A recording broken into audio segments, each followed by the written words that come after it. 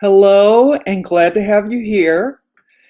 I'm still doing the challenge, the video challenge. So let me get to that. So this is day 4 of the 10-day online crew video challenge put on by Helen Martin. We are tasked today with giving a personal story that really impacted our lives.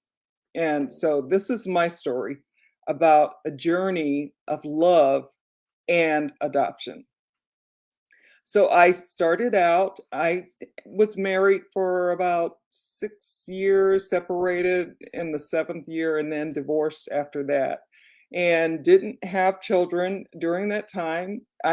Was trying, yes, but it just didn't work out that way, and the divorce happened, and so on. So I still wanted children. I've wanted children all my life. I've a love for children, and I can remember a long, long time ago, as I don't know how young I was. Maybe I was like 10 or 11, but I had, little brothers and sisters by this time that I was helping take care of and doing, stuff for them, changing those diapers, dunking those diapers in the, trying to get those taken care of. And just and we had cloth diapers back in the day. That was the main thing, cloth diapers, and pulling up the little plastic uh, uh um pull-ups on them. It was nothing like what we have today.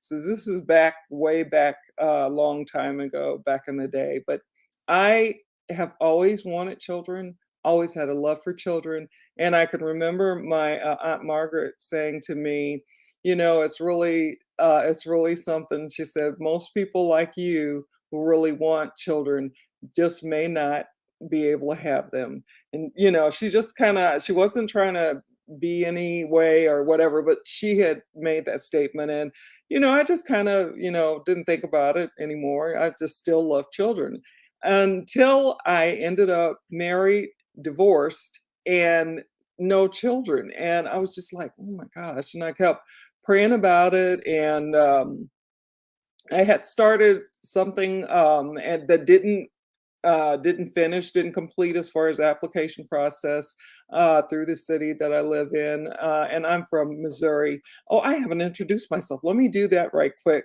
To those of you that I haven't had the pleasure of meeting, my name is Cherie Woodard, and I help business builders and entrepreneurs to use social media to get prospects and leads and online.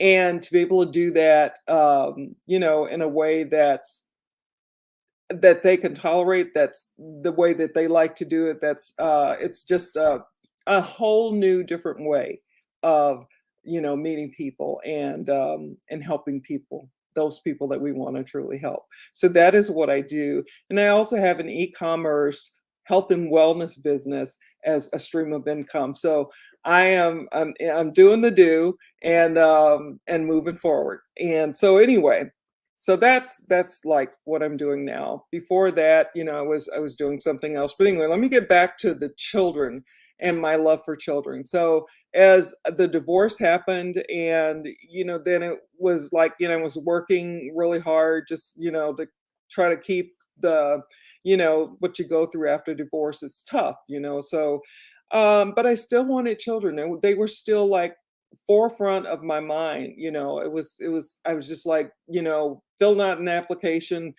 This time I did it from for a different agency. And as I was filling out the paperwork, got to know the social worker really well. We became friends. And you know and so as we finished the first home study and got stuff done, I remember getting a call from her, and I had surgery on my foot, and so I was having difficulty getting around. But I tell you, when I got a call from her after doing all the paperwork and the home study and everything, and then she gives me a call and says, Cherie, I'm like, "What?" And she's like, "I got good news for you." And I was like, "What is it?" She's like, "We have a baby for you. There's a child in care, and I'll talk to you about him." And it's like, they give you all the details of their history, whatever information they got from the birth parents they share. And so I was just so excited and happy that, my prayers had been answered with the blessing of my first son, and his name is Taylor. And for a while we went along like that. I knew I wanted more children, and then Taylor started asking for a little brother or sister. I think he more so was saying, "Hey, can I have a little brother?" That kind of thing. And we just had, you know, our just a great time. It was just, there were ups and downs. There were things that happened that, I didn't, realize it's going to be this tough by yourself, dealing with certain illnesses that happen, and, surgeries and just stuff, things happen. But for me, and let me just say me, I wanted children really bad, and I got what I asked for. I got 2 children, and so, but I got this one first, and, so we were having a wonderful relationship, wonderful time growing up for him, and so exciting for me to just be his mom and be there for him in every way, and as best I could, working, as a registered nurse. And so as time continued on, I knew I wanted another child, and so I had already started paperwork and stuff. And, 'cause like I said, my social worker and I have become friends, and so she pretty much knew, and we were back and forth talking about it, and then finally started the paperwork, and I started praying again about that child, that he would give me. Would he allow me to have another son? That's because that's just my way of how I deal with it and how I talk to, the Lord. I'm a Christian, and that's just kind of one of the things that I do. I always want to make sure that I'm doing the best that I can to be the best person that I can be, and to help others to be the best person they can be. And so, as we're finishing up the paperwork, and I had had another issue with my foot. This time I think I broke it. It was a stress fracture. And so, it was like really one of those things that it was, I mean, it wasn't, I didn't have to have surgery. Let me put it like that. But I needed to wear a boot and not be up on my foot so that I could get better sooner and it could heal back and I could get back to work. So in between time, I'm finishing up paperwork and stuff for my other child. And I'm in prayer about it because I want to make sure I'm, going the way that, my life is supposed to go. That's just me, and how I handle it. And, people that I hang around, people that hang around me, we've just been, always about the Lord, church, and, what have you. And so Taylor was blessed in the church when he was little, and the same thing with David. And so anyway, and I've told you his name already, so the cat's out the bag on that. But anyway, so as I'm finishing paperwork, and she's here at the house, and this is my social worker, and so she said, well, I wanted to wait until your, person who was working on the house, left. She said, but I've got some news for you. And I was like, what? And she said, there's a child in care. And I was like, I mean, I was just so excited. I mean, I was just like, high on life and the excitement of another child, and another baby, 2 months old, and it was just so exciting. And she was trying to tell me about the background and the history of birth parents and that kind of thing. And I was listening but not really. I just wanted to see what he looked like. I just wanted to see him, because I know I couldn't touch him yet. I need to finish up this process. And so anyway, she told me about him, showed me the picture, and of course, I was in love. And she said, "That's why I held off the picture to try and let you know of the background and what you might be dealing with, and I want you to call your doctor." She said, "I'll tell you what, if you call your pediatrician and have a chat with him about, the background, and what he may think, and do that. And if you still want to move ahead, I'll get this done so that you can get him next week." Well, I was just about to, you could just rolled me over. I was so so excited, just giddy. And I did talk to my doctor, my pediatrician, and of course, it all goes to the nurse.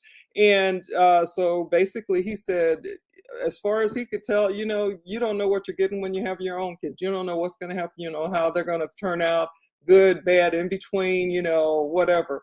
So I called her and told her, I still want to go ahead. And so she put everything in motion.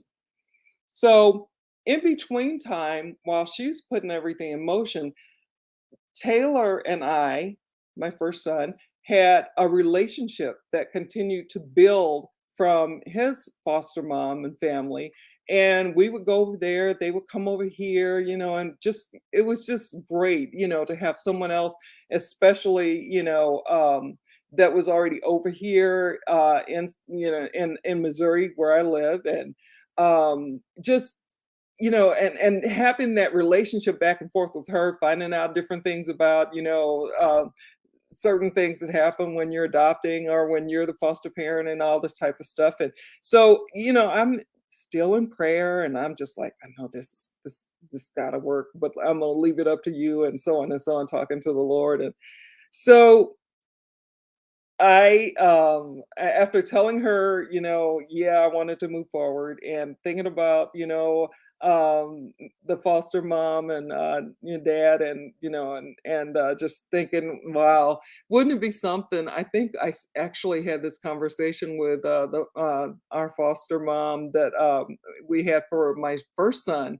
And I was telling her, I said, wouldn't it be something if somehow you would end up with my next child? And she was like, well, that wouldn't happen in a million years. And I was like, yeah, no, in a city and, with all of the towns in Missouri and, it's just really big. And so, you wouldn't think that that would happen, again. So I was like, yeah, well, okay.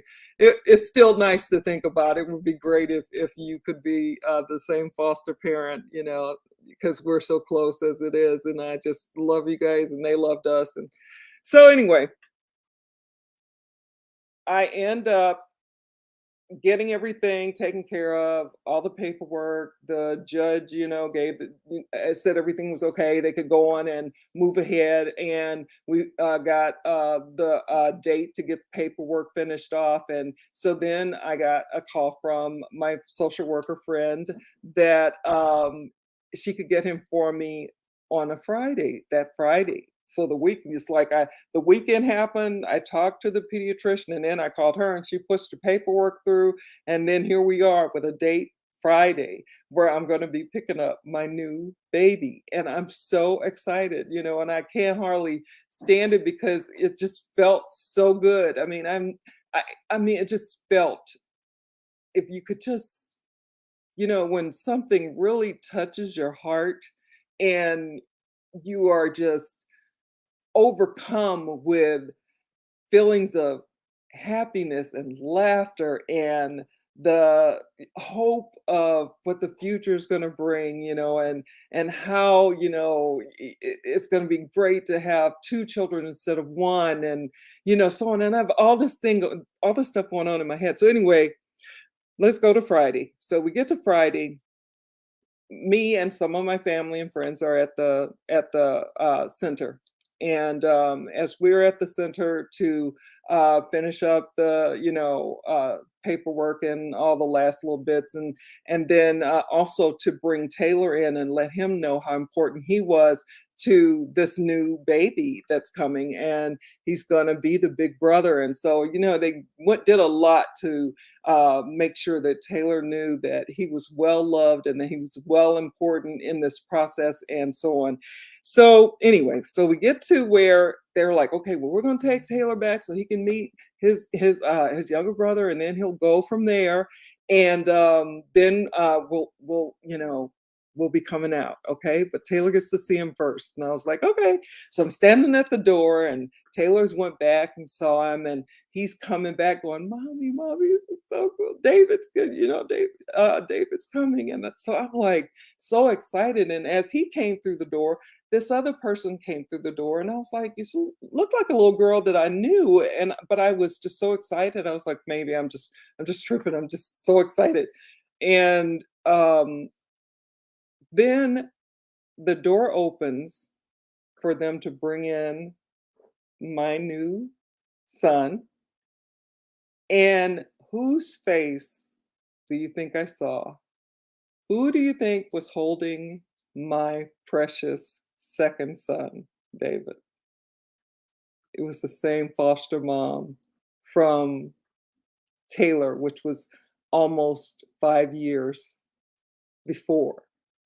And for her to end up with my son, I just took it as a sign from God at telling me, "I got your back, I got you covered. Yes, you can have this child, and we're gonna take this walk together." And that is basically what we've done. So I was so excited. I remember picking them up, swinging them around, and I've got this boot on my foot, and it's like, "What are you doing?" But I couldn't help myself. I was so excited, and I'm a real physical type person, if you haven't noticed that with me and the hands up.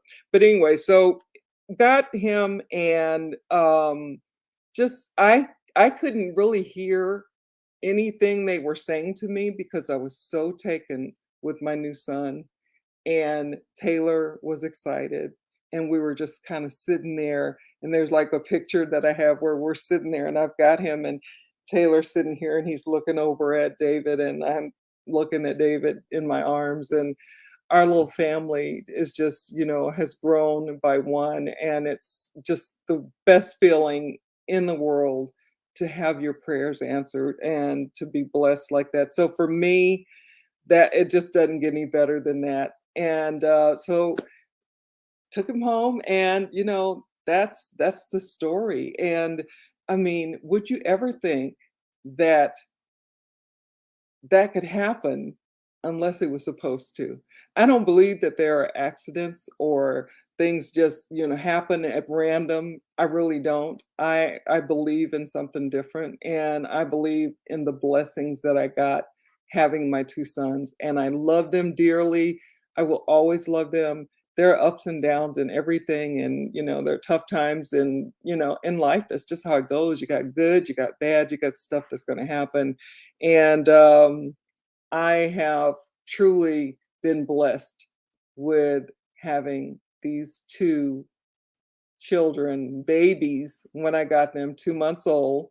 Both of them were around 2 months old. And then being able to see them grow into young men. And that's it. That's my story. So, foster mom came through, same one from almost 5 years before that we had a relationship with.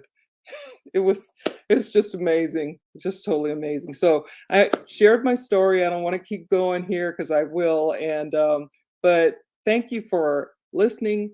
Thank you for, those of you that know exactly where I'm coming from. And truly been blessed and thankful to be able to share my story with you of love and adoption and how they were born in my heart. So I'm going to go on and get off here. Take care, talk soon, and have a great one no matter where you are in the world. Have a good day. Have a blessed day. Bye now.